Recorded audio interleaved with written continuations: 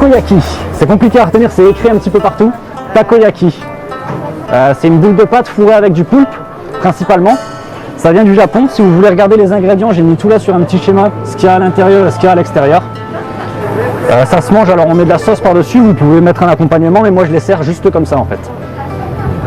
Après sauce, des fois, Ouais. on a mis de la sauce. Alors pour ceux qui sont pas sauce, je conseille juste une petite pincée de sel.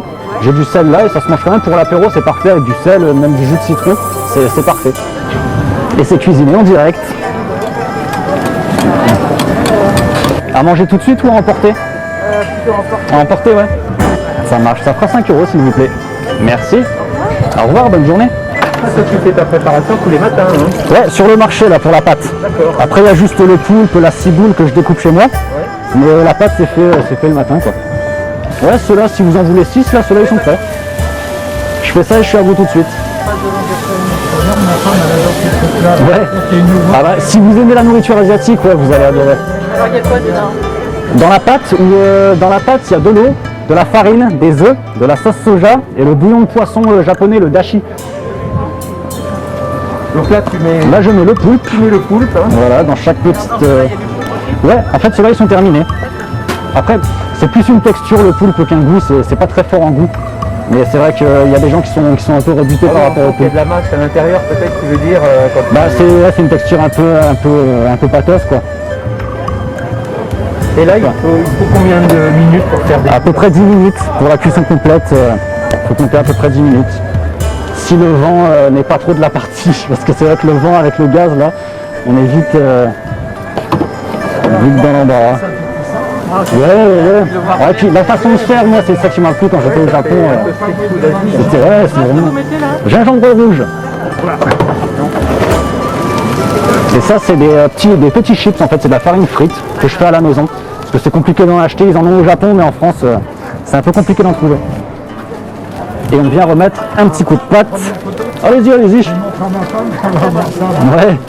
Ah bah faut venir voir hein, à l'occasion. Bon, en fait, c'est aussi un spectacle. Oui, ah bah, c'est surtout ça. S'il n'y avait pas ce côté spectacle, je vendrais pas autant, c'est sûr. Parce que là, les gens voient vraiment comment c'est fait. Et puis le petit côté chaud aussi qui amène la curiosité. Donc je vous en sers 6, c'est ça? À manger tout de suite ou à emporter? À emporter. Je vous mets tout comme au Japon? Oui. Ouais.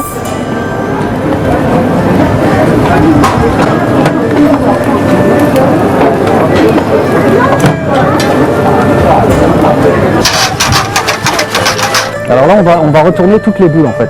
D'accord. Et ça va très vite. Donc là, ta concentration maximum.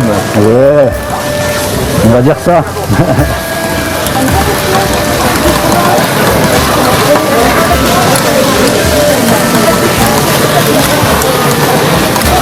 Et ça, tu vois, c'est un savoir-faire.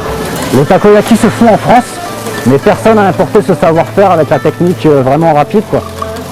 Et je trouve ça dommage, parce que ça se fait sur Paris dans des grosses boîtes.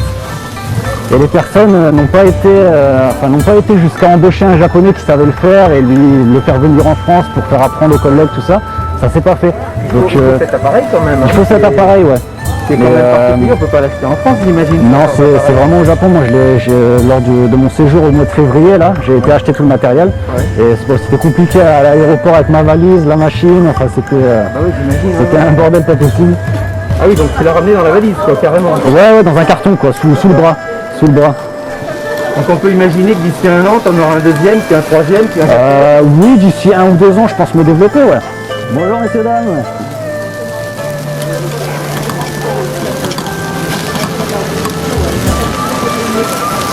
J'ai pas encore décidé un nom, je pense l'appeler Poulpi, mais c'est pas encore sûr. Et Billy Ken, ça vient de quoi alors? Alors Billy Ken, c'est ce personnage-là, Ouais. qui représente, c'est un dieu, bon ils ont des milliers de dieux au Japon, et celui-ci représente le bien-être financier et la réussite. Donc voilà pourquoi j'ai choisi Billy Ken, Bon bah ça devrait en marcher. espérant qu'il me porte chance, ouais.